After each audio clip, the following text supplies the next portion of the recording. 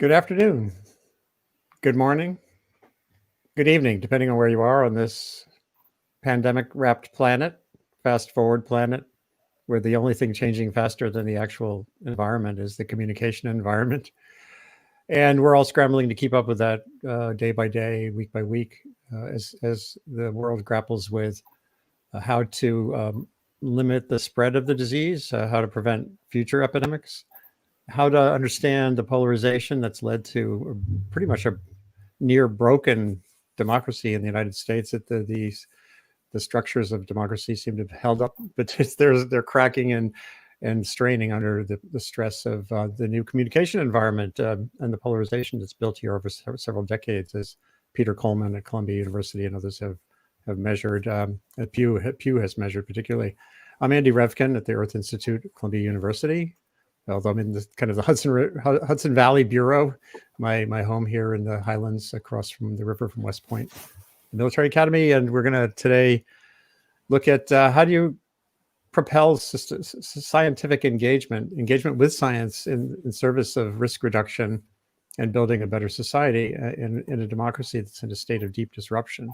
I'm really happy to have a couple of not only experts, but people I really feel strongly have a great role to play in pointing to pathways forward. Matthew Nisbet, professor at Northeastern University of Public Policy and Communication, longtime analyst of efforts to stimulate change around issues like climate, using flows of money. Great work going back more than a decade that I've been paying attention to. Dominique Brossard at University of Wisconsin, who's been at this decades, especially with the life sciences focus. Life sciences is communication. So you must feel, I know that last February, you felt some mix of, oh yeah, here we go, and oh my God, what's going to happen? So maybe we'll start with Dominique and just kind of delve into your sense of where we're at, and maybe a reflection briefly on how this year has played out from someone whose whole job and waking mission is to figure it out how to use communication productively. Oh, you're muted. I'm sorry. Yeah, sorry about that. Thank you, Andy. And indeed, it's been quite a year, and I'm happy that all of us are here safe to be able to talk about that and recognizing that not everyone in the United States and around the world were as lucky as we are as far as like dealing with this pandemic. But as a communication researcher that has dealt with the issue of risk in a wide range of settings, public health, of course, but also environmental sciences, I mean, I have to tell you that I'm actually not very surprised at how things have evolved. I mean, we wrote several pieces as this pandemic has evolved, looking at the context of science information, how it's used and how it's deployed in policymaking. And particularly we wrote pieces in February and March, like warning about potential development, knowing what we know about how science is deployed in decisions, and very often, actually most often than not, involve way more than just scientific background and involve actually choices that will depend on political decision making, but also a wide range of values depending who are the one who actually have the power to make those issues. So from a risk communication perspective, simply put, communication 101 would tell you that transparent, trustworthy and credible information that's consistent among different decision makers are the trick. And from the starting point, because mainly in the United States, we had, a year around a very controversial election, it was meant, to some extent to be that people would disagree about how moving forward. So the stage was set for one range of issue to develop in a way that we didn't want to develop. And as communication scientists, we did our best to actually, warn anybody that would listen to us against this development. But unfortunately, obviously, we're not the only one that set the stage for this kind of discussions. Yeah, Matt, you and I have been tracking the climate question in similar ways for a long time.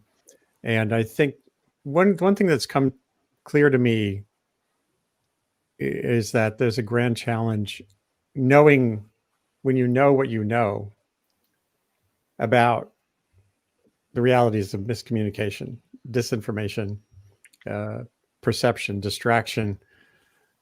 If you know all those things, it really would shape how you would go forward. It's not even the best practices. If you know best practices aren't going to work, then what do you do next? I guess that's the question.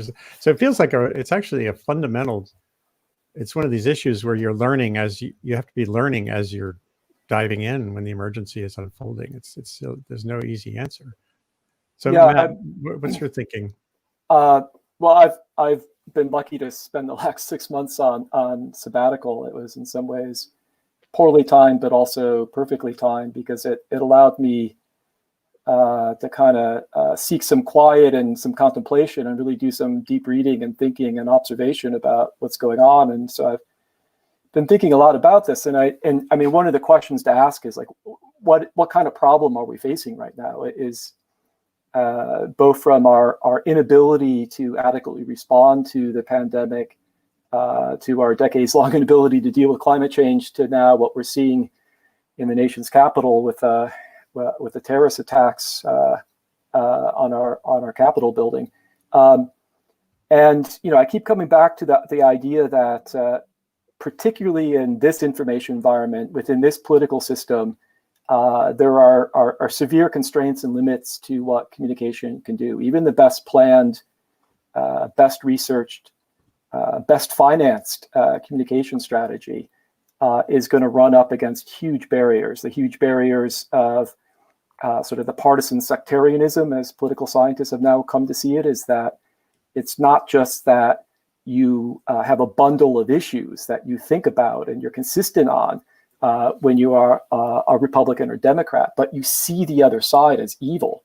You wouldn't allow your children to marry someone who's from another party, as we see in large proportions in surveys that people are doing. It becomes a strongly emotional, identity-driven reaction to the other side.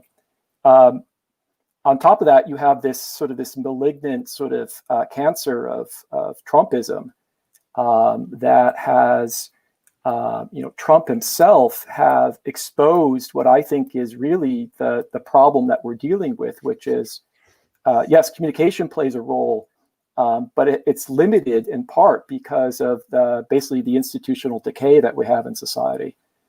Our institutions, from journalism to Congress to the political parties, they no longer work the way that we expect them to do.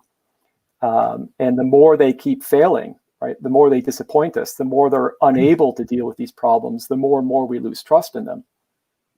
So when COVID-19 hit in March, right, like the strength of a liberal democracy like ours compared to, say, a social democracy is that, yeah, we might be at first seem like we're overwhelmed, right, because we're not as socially secure as a Northern European system. But we should be able to have be dynamic enough to quickly respond and to innovate and to adapt, right? You saw our ability to do that with a vaccine, but our institutions and our social systems completely failed. And it just wasn't the incompetency and sort of the malignant leadership of the Trump administration, which over the years had also cut, our expert agencies and their funding and the staff who had left. But our local health departments, and even at the state level, with really highly, people that consider to have good judgment, like Charlie Baker here in Massachusetts, and has the smartest, best medical experts advising him in the world, right? Boston was also overwhelmed. New York City was overwhelmed. So I think what we're really dealing with is, California. We're dealing with this fundamental institutional problem that has enabled all these other threats that we're dealing with. As in climate change, we like to talk about climate change as being a threat multiplier. Well, our institutional decay is a threat multiplier. And so then from a communication standpoint, even in an event like this, there are limits to what communication can do, informed by social science and by really good practitioners. But now it's really limited. And so, and Dominique might have a different point of view on this, but the way I see, social science has always been really good at sort of tweaking stable systems, right? So if we do like a public health campaign within a community that's relatively stable, with a media ecosystem that's relatively stable, We know what the communication sources are. There's trust in information sources, right? We can kind of tweak attitudes at the edges or at the margins, right? For those people who might have barriers to adopting a health behavior or might be hesitant about a health behavior, right? But when you expand that out to a national level, right, and things are so intense, everything is magnified through this political prism at the national level of partisanship, and we have this constantly evolving political dynamic system. Our institutions are weak, and there's all these cascades of information we don't really understand or control, in part because the tech companies have no transparency. We're really limited in what we can do from a communication standpoint. So you said something there just now that's really vital. I think you said social science has been good at tweaking stable systems, meaning you're actually, I would totally disagree with a lot of what here. Matt had said. Okay. And, like Matt and I were in grad school together, and we have taken a lot of pleasure in disagreeing with each other in very constructive ways. Sure. First of all, I would argue that shouldn't put in a pedestal the Western Europe and their social democratic systems and making feel like they're much better than we are. France is totally overwhelmed right now. Let's not say that Swedish, we were thinking that the Swedes were doing well, where we're not doing as well as they think. They actually had way more cases with the pandemic than neighbors, Denmark, and so on. I would say that we need to remember, and I think we always forget, that United States is a federation of states. It's like comparing Europe, so we have a federal system with like a number of states that, for me as a European, actually an American now, I consider a number of little countries that are extremely independent with a wide range of issues, particularly the public health system and the education system and so on, where they can make a lot of decisions at the local level. So that's number one. So when you say that our institutions are totally dismantled and so on, I would disagree. I worked on the ground with actually the Wisconsin Department of Health. We had the task force where we had, the League of Municipality of Wisconsin represented, a professor from business school, communication, public health, Department of Health, and so on. And literally, in the first stage of the pandemic in the spring, we were highly successful. What happened then? What happened then is the political system came crashing on us when literally, we have a Democratic governor here with Governor Evers, and we have a Republican majority that actually, did a lawsuit against the government saying that the mask mandate and so on were unlawful and so on.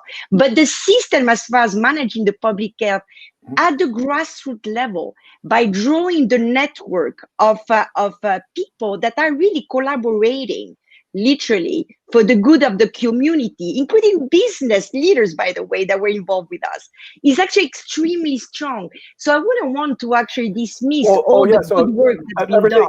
Everything you just said, I would 100% agree with. So the success stories, and again, like one of the problems, and I committed this mistake in how I framed up my my opening comments. But one of the problems we do is we focus so much at the national level, we overlook the contingencies in the context at the local level, and the success stories there. And that's something that I'm going to be writing about at my newsletter and try to focus on, right? But again, as you said, our ability to do things at the local level, as many people have talked about, just having access to, masks and basic equipment and things like that is so dependent then on our federal system, right? And I 100% agree with you that we are very different from Northern European countries because of our federal system. We're more like Canada with our federal system, where they have some similar debates going on.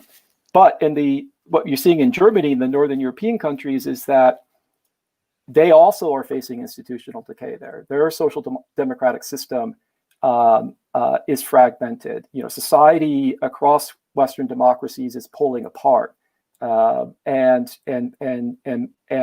government and other institutions like political parties are not working the way they should, including the news system. And some of that disruption is happening from big tech, but it's coming from demographic changes. It's coming from this goes all the way back to the 1960s and others. So I agree 100% with everyone you said, right? And I don't want to make false comparisons. And I've argued, for example, like the Green New Deal. Why would the Green New Deal not work in the United States? One of the ways is we're very different from Northern Europe, and we have a federal system as well. And So, that the notion of privacy and so on, actually in Europe, and the way, like even the big tech companies, I mean, yeah, much more heavily regulated there than yeah, here, in France, for example, So I would actually, I'm always very wary of comparisons. I'm even very wary of comparison across states, honestly. I mean, we wrote several papers about like looking at, yeah, the local context and even the local culture of each state is so different that yeah, it's really a hard comparison. And even if we go back to that notion of local stories being successful, going back to climate change, I mean, we wrote a report with AAAS on using actually local success stories about grassroots movement at the local level that very often were bipartisans to actually push yeah, measures that would combat climate change. So I think we need to be careful about, finding the middle ground between that yeah. national level and Oh, yeah. local level, not to be completely pessimistic, but not completely optimistic, but much more realistic about the way to move forward. There's something you just mentioned that I want to highlight, and it's less about level than about structure. I came at all of these issues as a storyteller, as a messenger, essentially, and as a journalist. And what I've become more convinced about in recent years is that, particularly on risk policy, it's more important to focus on the structure of conversations and relationships than to focus on story or even message or even clever graphics. I posted here, Neil Lane came on the show a few weeks ago. It seemed, well, maybe it was November. Feels like a few weeks ago. The former science advisor to Clinton and an NSF director. And he had co-written a paper with Roger Pilkey Jr. that was in Nature, looking at the architecture of the science advice in the next White House. And what he said was the reason that the science advisor needs to be at the cabinet level and at the table isn't so much to hand them out a report. It's to build the relationships. It's about being there every day with the other cabinet secretaries. So it's a relational thing. And that my Earth Institute initiative, I do a lot of, I've done a lot less writing this past year, and a lot more convening. And I think I really feel strongly that what you said about Wisconsin just there, and that's how you build trust among division. It's just getting people to rub elbows and look at a common problem. So how does that resonate? Or I would totally agree. I think, again, it's, for people that are watching, they're probably feeling a little bit overwhelmed about, how can they, do things other than watch what's unfolding at the national level right now. How can they start to, basically rebuild our country during a pandemic? And, the number one thing that I would suggest to them is to focus on the people around you in your local area and start to invest in conversations and relationship building, to get out of your like-minded enclaves, to even socialize and connect. And again, it's very difficult to do right now because of the pandemic. Yeah. But even before the pandemic, there's just an overwhelming amount of research that shows the decline in social connections, the diversity of those social connections, are increasing self-segregation into, as I talk to my students, you might grow up in an area where in a high school, you have a diverse set of networks and friends that might cross partisan or ideological backgrounds or class backgrounds. But if you go away to an elite university on the East or the West Coast, you're now in this incredibly homogenous environment where you go through college and then you get your internships or your first job in another East Coast or West Coast city, where you go on for the rest of your career, your life, where everyone around you views the world exactly the same and has the same lifestyle, pays attention to the same things. Right. To the point now that, we're developing iPhone apps like Cranky Uncle and, stories at like the New Yorker magazine about how to go home over Thanksgiving or Christmas and talk to your crazy relatives, right? As if we have to script our conversations, right? We feel like we're so anxious over these things. We have nothing to relate to a blood relative that we have to go home and have scripted conversations, right? Although, go ahead. Well, I'd love to hear from Dominique in this too in a second, but I want to just throw in another observation, which is, the other thing I get the sense is well worth considering, along with convenings, is developing a practice. Whether you're an individual in a community or you're running an agency, there is kind of there are things you can practice about how to. So it's a lot of this. This has come up just last week maybe it was earlier this week on a session. It's so much of it is about your reactions to a conversation you're having, and being disposed to catch yourself before you get to the point of brittle breakage of the conversation. I had Reggie, maybe later I'll show this. I had Reggie Harris, a musician, on. He was performing at a Black Lives Matter rally in rural New York. And he's Black. And there was a MAGA rally on the town green at the same time. And he got into a bit of a tiff with a MAGA guy. And there was this magical point where Reggie said he caught himself getting angry. And he just said, "My name is Reggie." And the other guy said, "My name is Joe." And they stopped. And he said it took him it was like this mental process of pulling back his primal, that reaction we all tend to put in the foreground, when you're faced with the other. It just felt really interesting. So some of this is about maybe not an app per se, but practicing and understanding some of that stuff. Dominique, what do you think about all this? Yeah, well, to reaction, I totally agree with Matt, and the necessity to rebuild those social connection. It takes a village to raise a kid, but right now we don't raise our kid with a village, right?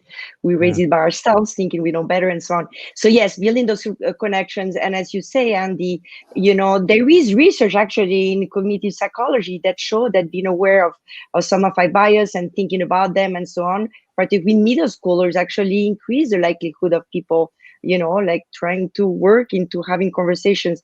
That means self-talk. I don't know if you saw recently, there was a perspective by Jeremy Suri, who's at University of Texas, that said that the elite universities have actually contributed to the promoted disruptive republicanism by actually, going towards what Matt was saying, people at elite university, we could claim they become that democratic elite that think that they are actually right about everything. And, there is, so what I mean is the problem is on both sides, and it's not only on one side. And I can say from my less funded and less elitist public university in the Midwest that, our undergrads are actually pretty diverse as a political ideology. A lot of them come from rural Wisconsin, from Republican backgrounds, and it's the first time that they hear a French person with more lefty views than ever in their life. So it's another set of problems. But I think we need to rethink higher education to actually, teach people to have constructive conversations, build it in the classroom. I mean, there is something that we need to do in higher ed. Going back to your point, Andy, that I totally agree about as far as science advice. Well, the problem is maybe also that we have put science on a pedestal, that science advice doesn't even mean, because science is so multifaceted, right? That actually, as you say, it's much about building connections and network to make sure that the right type of science is at the table, right? And when we think about climate change, this is a social, political, scientific, technological, whatever issue, right? That should draw on the expertise of multiple people. And having those science advice in the cabinet, I think makes total sense to me. What we see right now in the case of the pandemic, it's those of us that are actually serving on those multidisciplinary task force and so on, is because we want to do it. So it's a personality thing. It's people that come from multiple diverse backgrounds in their training. I'm a former plant geneticist. Now I'm a social scientist. I can talk to anybody from multiple disciplines. I enjoy it. But that shouldn't be the case. So we will keep our structure that we've done with COVID-19 in Wisconsin, but we need to have those formalized ways of working with each other, and you should start at the national level. And maybe I'm too optimistic about that, but I think I totally agree. And Andy, I think you are really pinpoint the crux of the matter. It's about those relationships and that keeping them. But then I go back to higher education and their role. We need to teach our students to actually be able to take the view from somebody from another discipline, it's not only across political aisle, it's also across political multi-disciplines, where you will have, at the end of the day, people that may have a very different view, because even the discipline, the paradigm of understanding science is different. So there's so much to talk about here. This is just fantastic. Hold on, Matt, for a second. I just want to bring up an example of a platform, a forum, a process. The Jefferson Center, which dates from the 70s, was one of the pioneers of civic. Oh God, you probably know this. There's this, the things that now in France they have the climate convenings. yeah, Civic something or other. What's the word? Anyway, they started doing these convenings in Minnesota called rural climate dialogues and rural energy dialogues, and they very much have this architecture that you're talking about, and probably was represented to some extent there in Wisconsin in the way those forums are held. In Ohio, there's an old newspaper was failing and formed Your Voice Ohio during the opioid crisis. They created a new form of journalism that's a convening form of journalism, where they're asking the community before COVID in open fora, what do you want us to be reporting on? And of course, during the opioid crisis, it was all about that issue. And I think there are these inklings of this change that can be underway. And by the way, there's some great questions coming in. So Matt, over to you. Oh, I was just going to say quickly, I think I was out at Dominique's department giving a talk last year, and one of our colleagues over dinner asked me and said, so how many Republicans or conservatives might you have in some of your classes? Maybe 20%, 40%? And my jaw dropped, like, how could he ask me that? Because I might have a class of 25 students. This was the case at American University and now here at Northeastern, and American was in DC and I'm in Boston. I could have 20 students in a class and not have a single Republican or conservative. At most, I've always had, 2. And those conservative students also tell me that there's a real climate of opinion problem where they feel like they are not able to express their views. Or in other classes, they've asked a basic question like, what is the goal of protesters in an event? And the professor has refused to just kind of dismiss them.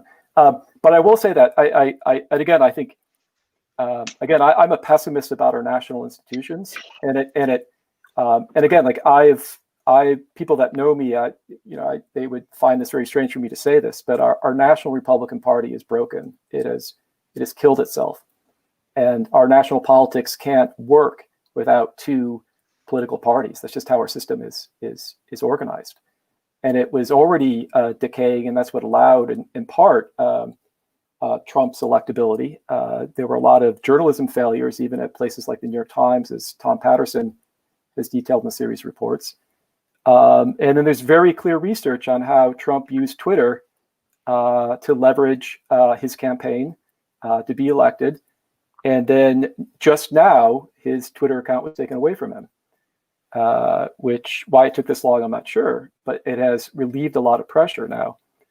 So we have to look at those things.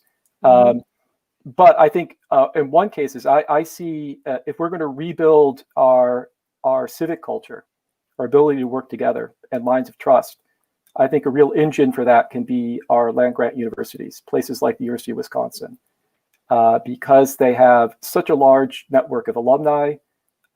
They are oriented towards solving problems. They have a public mission. They have scientists and staff and students who want to be there working at the state level. And one of the places that they can really, and I've been a Johnny Appleseed for this idea for years, is that Madison is different because they still have at least functional newspapers, but we have huge news deserts across the country. Mm-hmm. And when you don't have a local strong newspaper covering local affairs, covering the state house, covering local politics, providing information about science, health, the environment at the local level, people can't make decisions. And what happens then is it drives, again, that's an institutional failure.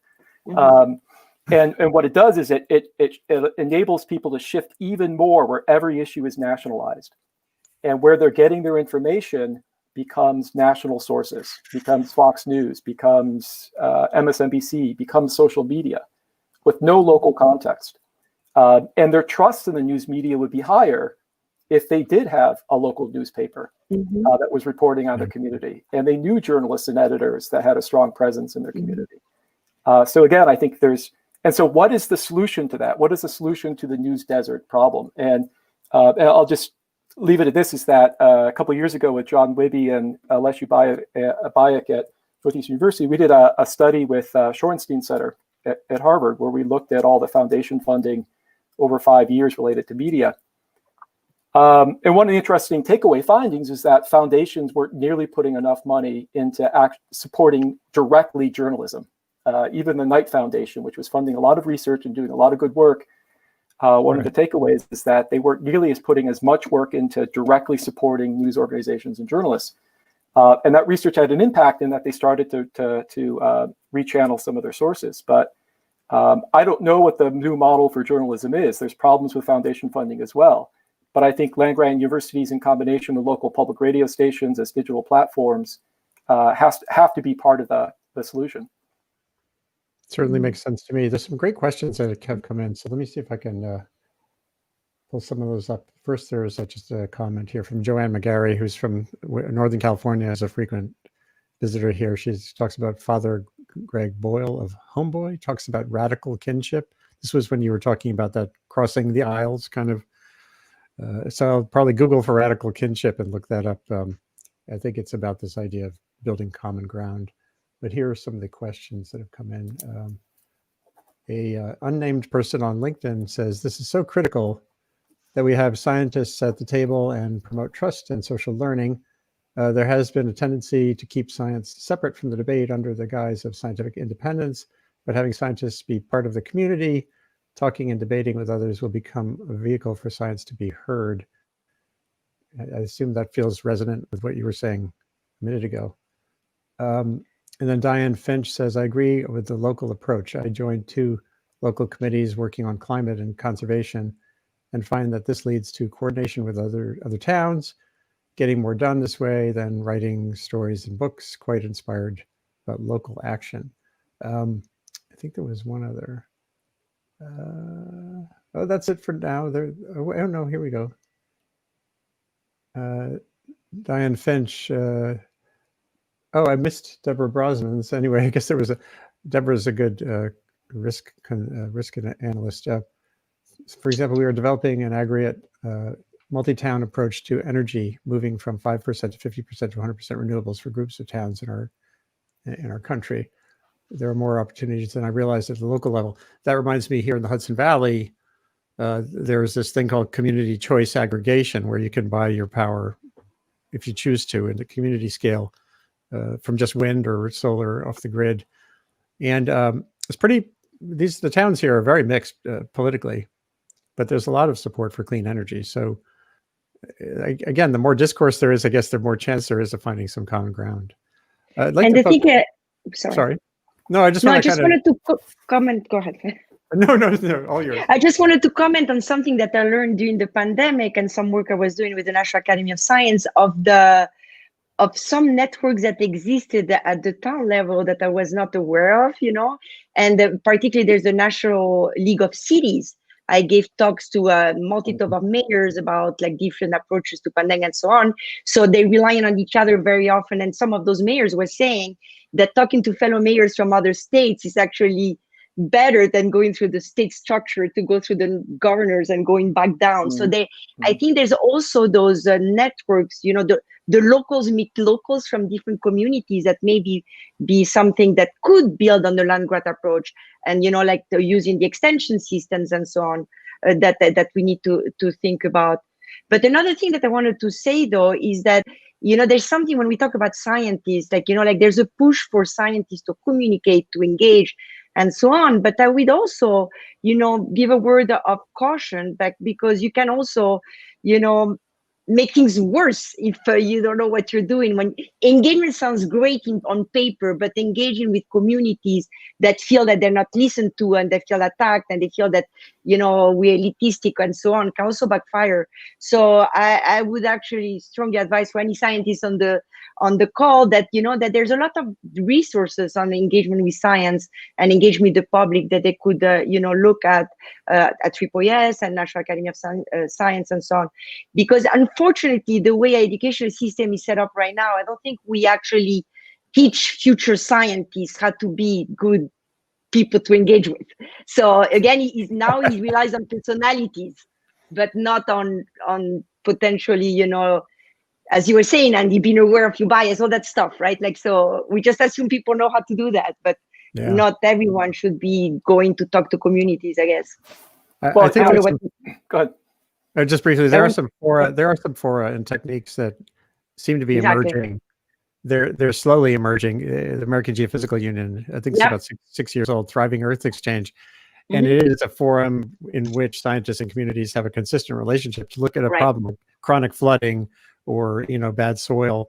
I feel like that model is absolutely part of the training ground, at least for what you're talking about. Matt, sorry, I didn't mean to cut you off there.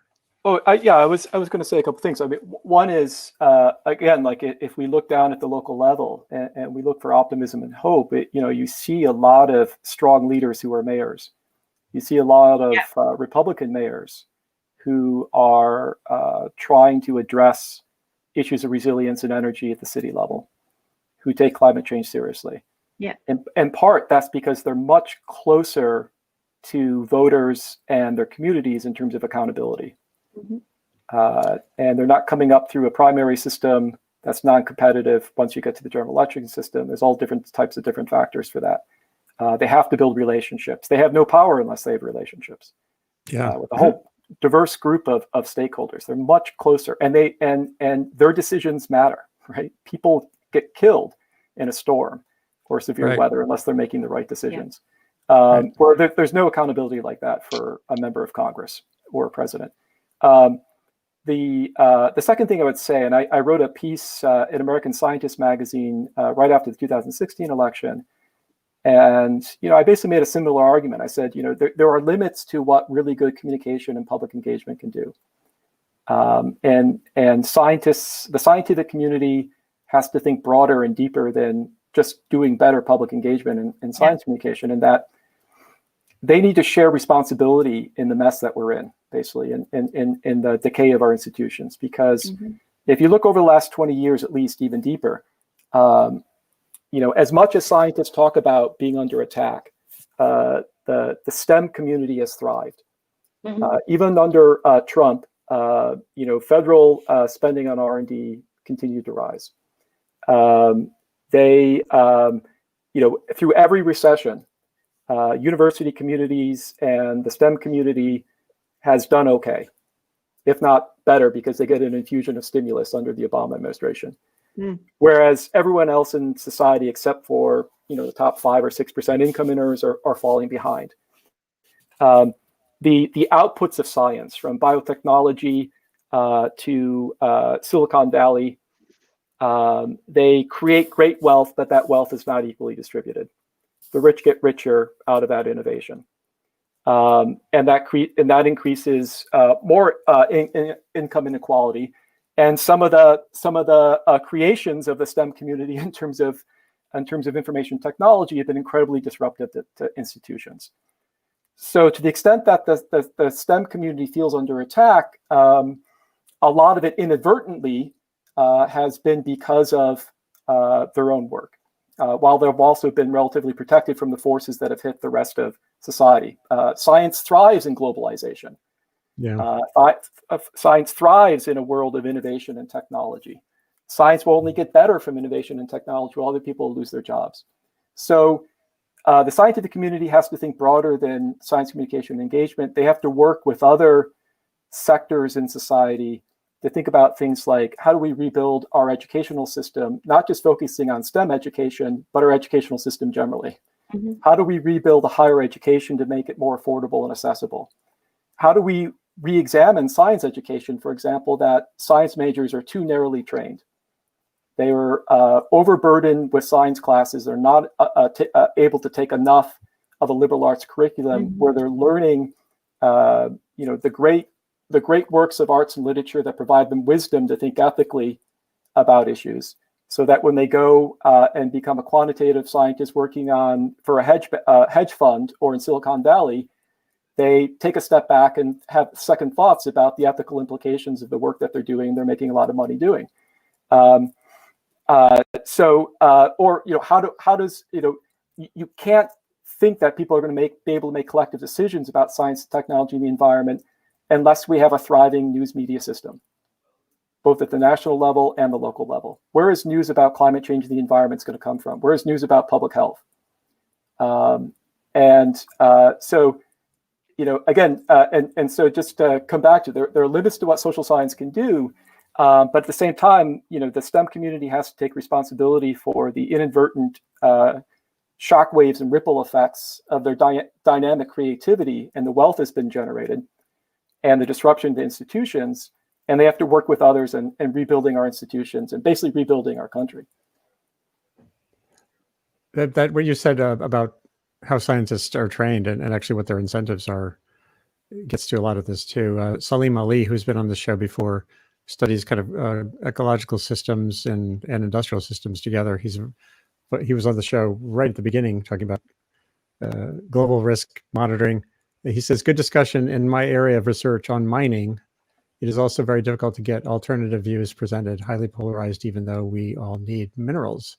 Mm-hmm. And that gets at that issue. Liberal frames tend so often to be focused on one aspect of the problem and not acknowledging they're using an iPhone or the like. I think he's getting at an important point, the cultural element here. And it's not just the scientists, it's the media too. You get stuck in a certain narrative. I've written about that. I call it narrative capture. It's very hard to stay So objective. I would like to ask a question to both of you. When you say scientist, what do you have in mind? Because I am a scientist, like I serve in the Social Behavior and Economic Sciences Board of NSF. Actually, I chair it, like STEM as NSF is concerned includes the social sciences. So for me, when we talk about science, I think like we don't think about the same thing. And that's one of the problems. I think one of the problems is like we continue putting science in a pedestal, even us. We took science with a big S. Who are these people? Who are those scientists? They all come from a different paradigm. They don't have the same research methods. I mean, I feel like we doing a disservice to scientists at large by thinking about science as a big S, and even public engagement with science. What do we mean by that, right? So I think even we thinking about what we mean, for me, science is a way of increasing knowledge about the world, like the society and the natural world, and a best approximation we have to reduce the uncertainty about what we know. We get closer and closer. Is that the real way? But maybe not. Maybe in 100 years, we're going to find out that our way to looking at the world and as science is completely flawed, right? So again, going back to Matt's point about people being on the being able to think more creatively in ways of solving the problems and feeling responsible and be part of the solution. I think it's also increasing our view what science is, what science means, how it's the interaction with society and so on. And we should have, classes such as the one we have in my department, science, media, and society. Like, they be like required for all undergrads that in any scientific discipline. Oh, that sounds, I think you're really nailing a very important point.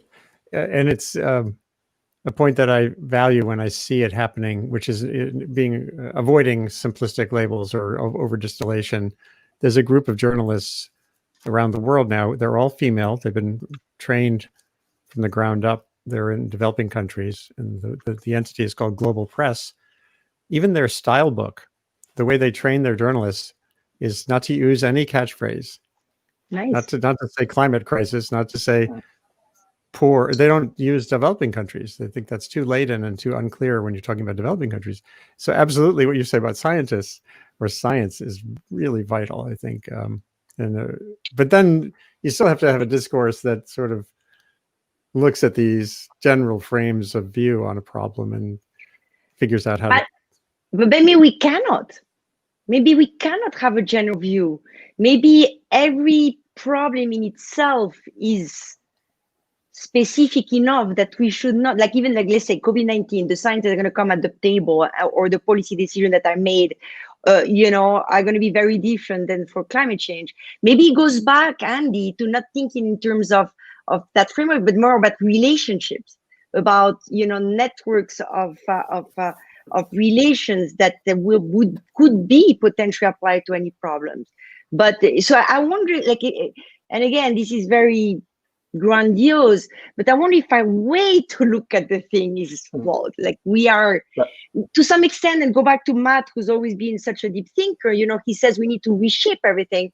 We need to reshape our ways to look at things, right? It's like, yeah, well, so just to give a little plug for my newsletter at Substack called Wealth of Ideas and podcast. And, you know, one of the things that I'm really emphasizing is contemplative practices. The two things really is, one is kind of going back in history and understanding the battle of ideas and the influence of ideas and how we got here today.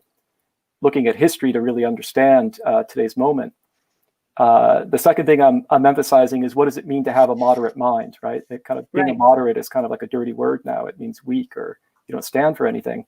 But moderation is kind of built into the DNA of our federal system, our constitution, a liberal democracy. But also it's about moderation and mindfulness. I hate the word mindfulness because it's kind of more contemplative, more critical look at you know, basic questions like a what is question is what the Greek philosophers always asked, right? Like, what is science, right? Right. Can we actually, how useful are generalized theories about society? How useful? Because one of the things I did over the summer was, I was working on a separate project, but I basically read everything that Malcolm Gladwell has written since he was a cub reporter at the Washington Post, through every book. And at some point in his career, when he joined the New Yorker, he started reading social psychology, and he came across situationism as a theory, where in social psychology, you know, contrary to what we might think in genetics or Western history generally, is that, you know, people don't necessarily have these core predispositions that drive their behavior across every situation. It's that there's these situational cues and context factors that someone that you think is the best person in the world can act in an unethical way given the right situation. And he kind of applied that through his journalism across the way. And he's done more reporting on policing and race, for example, than anyone else, though he's not often thought about that way. But and so what he's always said is, like, if you look at a policing event, for example, whether it's a police killing, a police shooting, if you look at what was happening with the Capitol Police, right? You have to withhold judgment. You have to wait for more particulars and details about that situation are available. And then, and more recently, drawing on Jesuit theology and philosophy, he talks about descending into the particulars. That not going at a situation with a preconceived theory, looking at the contingencies in the context, right? And digging out those details, right? And then kind of assembling together an explanation. And he says what he's always trying to do is he's always trying to pair, when he does his journalism, a theory that he knows about, that he's read about in the social sciences, mostly sociology and social psychology, with the details of a particular story, and try to merge them together, right? And it's always difficult, though, not to leap to a conclusion about whether that theory explains everything about that situation. And I think part of it, and this is a mistake, this is part of our blindness in the social sciences, is that we think we can develop a theory, we can run an experiment embedded in a national survey, and it applies across all contexts. Nobody thinks that. I'm a social scientist. I never said that. So I don't know. You don't say that, but I was the editor of a journal for 3 years, as you know. Oh yeah, I see that. What you mean? You know, this is a consistent problem. And as you read through the social science journals, this is a consistent problem. I know you don't think that. But Matt, I would argue it's not only the social sciences, and like thinking about, like, broadly, like, you know, let's think of climate change. So what we have a bunch of white males in you know, like in Western countries that develop models that are basically applied all around the world. I work in Peru with a little project that hopefully will get funded later on. What we claim, we are working with climate change modelers and population health people and local organizations and so on, to actually try to see how those models that are developed by white males in the should be changed to actually answer the local context. Even the notion of vulnerability index that are that are developed are based on our understanding of some, you know, like context in America and so on.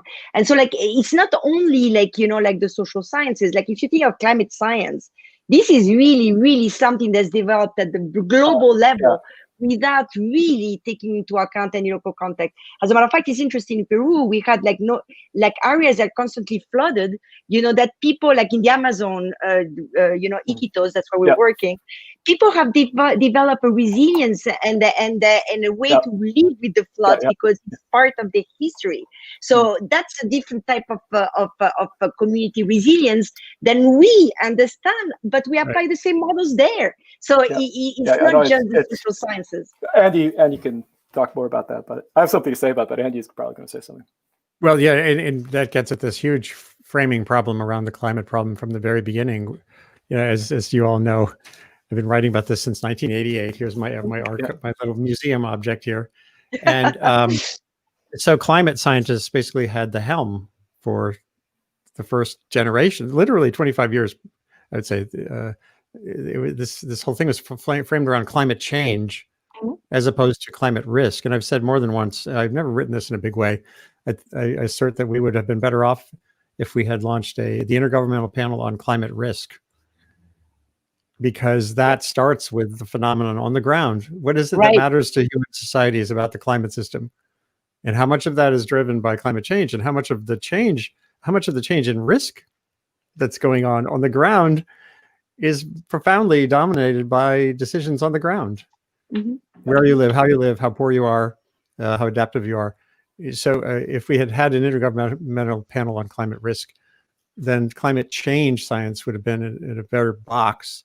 And the attribution argument about how much we're changing the climate, meaning a storm, is really a minor detail compared to how much the risk and loss is changing on the ground. It unfortunately, that got out of the bag a long time ago. And I talk to social scientists all the time who still feel completely underrepresented in the IPCC process. And you look at climate science funding, a guy named Indra Overland was on the show recently. He and a colleague, Sovacool, did a study, showed this, unbelievable underinvestment in basic research in the social sciences related to climate and energy. So it's like the whole framing, as long as if we're only thinking about the climate crisis in the context of CO2 and CO2 reduction, we're missing just that kind of organic, relational prioritization of people in harm's way. And by the way, the whole climate justice idea emerges beautifully when you start with risk, and it's completely subsumed and hidden. It has to be like this artificial construct when you start with climate change. So that's my little spiel.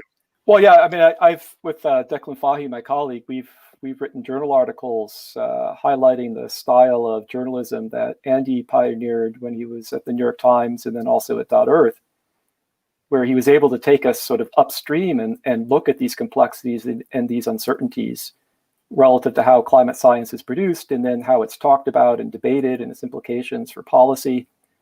And that's another thing that's really, it's more difficult. It's much more difficult to have that type of conversation now in climate journalism because there's so many political pressures.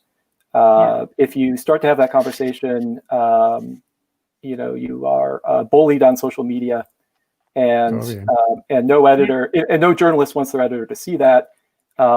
And also, journalists have a lot less experience. They don't have the experience and therefore the authority to stand their ground against that. And they don't have the meta expertise that Andy developed, over 30 years on climate change to be able to engage in that type of reporting, and then also have the confidence to do it. But I will just say that there's huge portions of missing conversation around the future on climate change, the role of modeling. It needs more attention. I'll be writing about it at Wealth of Ideas on Substack. But one of those things is that basically we're in a conversation that's really just political symbolism and thought experiments. So what does net zero mean? Everyone's coming out with a net zero target. Everyone's committing to it. We don't really know what net zero means, right? We could run really complex like energy models, right? With like these gargantuan size rollout of energy technology with no consideration of the social and political barriers or the interface between like socio-technical systems and at the local level, and claim that we're going to get to net zero, or we can hit net zero on similarly massive levels of gargantuan carbon removal, or we can game a system around carbon offsets, right? There is a conversation that's just not happening because people are afraid to have it because it will dampen enthusiasm for action. And right now it's really political symbolism. On top of the fact that people that work in the climate community, they don't update their beliefs or their ideas about what needs to happen, say post-pandemic or say post-terrorist attack on the Capitol building, and how these moments in time that really change history, how what we're doing on climate change needs to adapt that. And the final thing is it's a mistake to reduce the future to climate change. I've tended to do that. All of us have tended to do that. I think the pandemic teaches us, the attack on the Capitol building, that when we do that, we overlook these other threats and so much else about the world that are immediate threats rather than thinking about something that we can hopefully manage. But the big threats are 2050 and beyond. You've hit on some wonderful points there. The good news about those multiple threat landscapes is, I think, and you both identified this, as I sense, a solution or a priority that can address all of them is the shifting as much as we can toward the awareness of focusing on reinforcing the system properties that can lead to resilience, lead to people having the awareness of each other before the thing happens, so that when a new emergency is unfolding, you're ready for it. This came up in the Hudson Valley in a managed retreat meeting we had at Columbia last year. There was a session by the Consensus Institute, which is a good thing, and on getting communities more accepting of adapting their zoning, facing sea level rise and the like. And there was a community in the Catskills where the job was made easier because there had been a pipeline break. Oh, no, actually, they had been doing these discussions, and there was a big pipeline break that created an emergency. And they were able to, as a community, because they had already built the trust with experts and with each other, they were able to adapt to that situation, a new risk in better ways. And so that's what excites me, even amid a multiple threat landscape that's still evolving. All we need is an asteroid strike now, and I shouldn't even say that. And we'll be, we're right at the end of things here. I have a session I've got to get into shortly, but it's been great to have you both on. I'd love to make this just chapter one. We can broaden the conversation. This is a frequent subject on this webcast. And thank you, Dominique Brossard from University of Wisconsin and Matt Nisbet from Northeastern for being here today. And so as a parting gesture to the importance of variety and reflection, I'm going to play a song. I'm not going to play it, but Tom Chapin will perform a song that he did here on one show that I think is very resonant with what you're talking about. And it's very resonant also because he plays it on the auto harp, which has more strings than anything you can think of. So hold on one second. And let's go out with Tom Chapin. Doors open, you are welcome here. When the doors open, leave out all doubt and fear.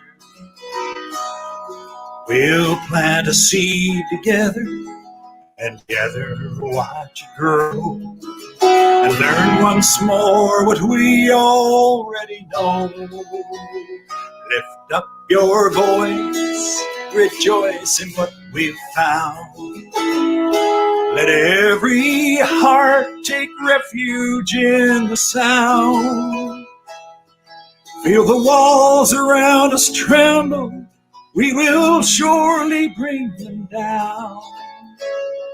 And find ourselves on common ground.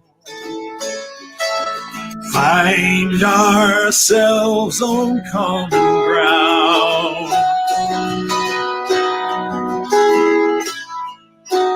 This is how we celebrate our song and dance and art. This is how we touch the future, how we touch your heart. Tell your story to a child and they'll take it as their own. This is how we learn we're not alone. Lift up your voice, rejoice in what we found. Let every heart take refuge in the sound. Feel the walls around us tremble. We will surely bring them down and find ourselves on common ground. Find ourselves on common ground. So that feels like a good way to take us out of this session and go forward into whatever comes next for you. Stay safe where you are. Stay productive in the midst of rapid change. Focus on the systems around you, which include the digital means that we can connect with each other.